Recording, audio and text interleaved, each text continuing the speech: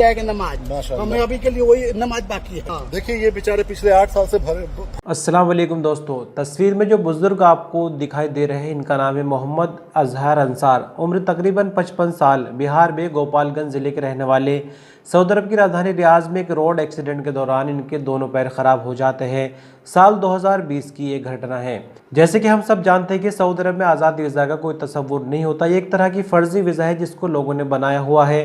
जो कंपनी में काम करते हैं वो अपने आप को बहुत कम आंकते हैं जब कभी आज़ाद वीज़ा वालों का कंपैरिजन आता है, लेकिन कभी कभी सिचुएशन बहुत ज़्यादा डेंजरस हो जाती है और आज़ाद वीज़ा वालों के लिए बहुत ही ज़्यादा मुश्किल खड़ी हो जाती है।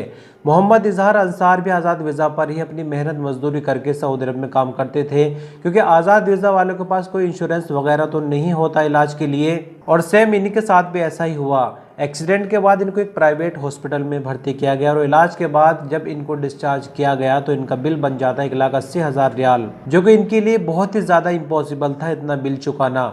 और सिर्फ इतना ही नहीं, जिस कफील ने इनका वीज़ा जारी किया था, वीज़ा को इशू किया था, उसकी भी डेथ हो जाती है। क्योंकि अक्सर देखने में यही आता है कि आज़ाद वीज़ा वाले रहते तो रियाज में हैं, उनका कफील कहीं 500 किलोमीटर दूर होता है, किसी गांव में 600 किलोमीटर दूर होता है, 800 किलोमीटर दूर होता है, अक्सर यही देखने में आता है। तो इनके कफील की भी डेथ हो गई, ना ही इनका इकामा रिन्यू हो सकता है, ना ही कोई भी लीगल काम सऊदी अरब में भी इनका हो सकता है, एक तरह से लीगल है। और जब इनसे 1,80,000 का बिल पे नहीं किया गया तो मामला पहुंच जाता है कोर्ट में।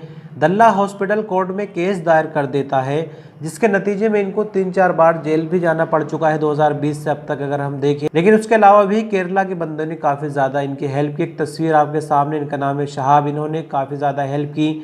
वकील वगैरह भी केरला की कम्युनिटी ने खड़े की, अपनी पॉकेट से भी केरला वाले बंदों ने पैसा खर्च किया और जो 1,80,000 रियाल रकम थी उसको घटवाकर सिर्फ 60,000 रियाल करवा दिया।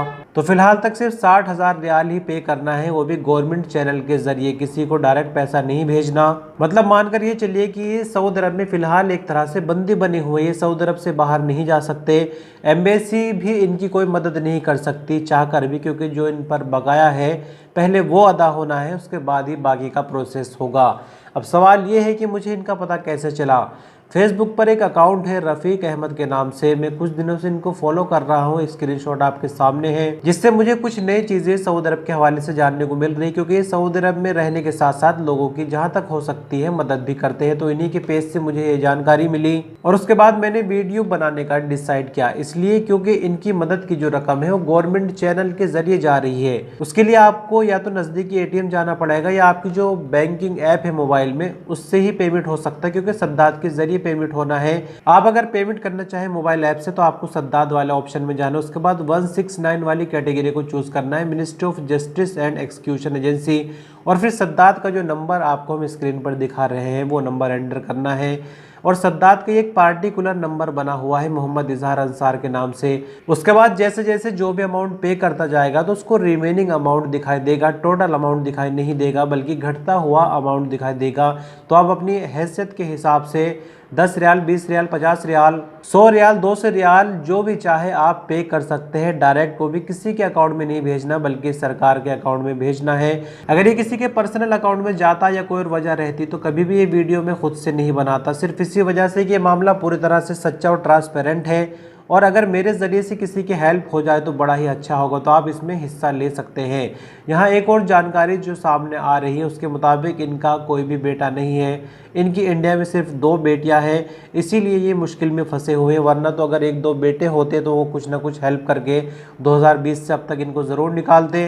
तो ऐसे में रफ़ीक अहमद भाई के पेज से जो जानकारी मिली है उसके मुताबिक जैसे ही ये अमाउंट फाइनल हो जाता है तो इंडियन एम्बेसी से भी इन लोगों ने बात की हुई है, वो पूरी मदद करेंगे, बल्कि इंडिया इनको वापस पहुंचा ही देंगे हमेशा के लिए, और ये अपने परिवार के साथ रह सकें। क्योंकि सऊदी अरब के अंदर अभी ये कुछ कर भी नहीं सकते, क्योंकि ये दोनों पैरों से मजबूर हो चुके हैं और फिलहाल तक ये सिर्फ अपना खर्च इधर उधर से मांग कर चला रहे हैं। इनके पास कोई भी काम का साधन बिल्कुल भी नहीं है। इसके अलावा एक और जानकारी आपसे शेयर करना चाहेंगे। रफ़ीक भाई ने अपने पेज पर 2 अलग अलग स्क्रीनशॉट अलग अलग टाइम पर शेयर किए हैं, जिसमें आप देख सकते हैं कि रिमेनिंग बैलेंस 56,300 रियाल थी, जो कि कुछ घंटों के बाद 49,900 रियाल रह गई। और उसके बाद देखिए एक और स्क्रीनशॉट है जिसमें 40,000 रिमेनिंग रकम दिख रही है।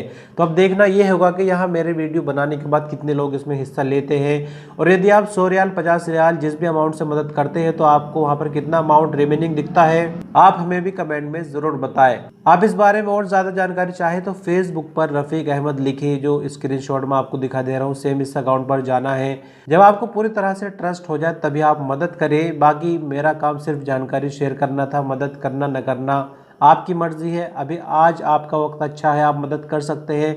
हो सकता है कल दूसरा वक्त आए कोई मुसीबत का, तो इंशाल्लाह आपकी भी मदद कहीं ना कहीं से ज़रूर होगी। ये दुनिया के निज़ाम बस कुछ इसी तरह से चलता है। इस वीडियो को आपने आखिर तक देखा, इसके लिए बहुत शुक्रिया। कल मिलते हैं किसी और अपडेट के साथ। अपना ख्याल रखिएगा। अल्लाह हाफिज़।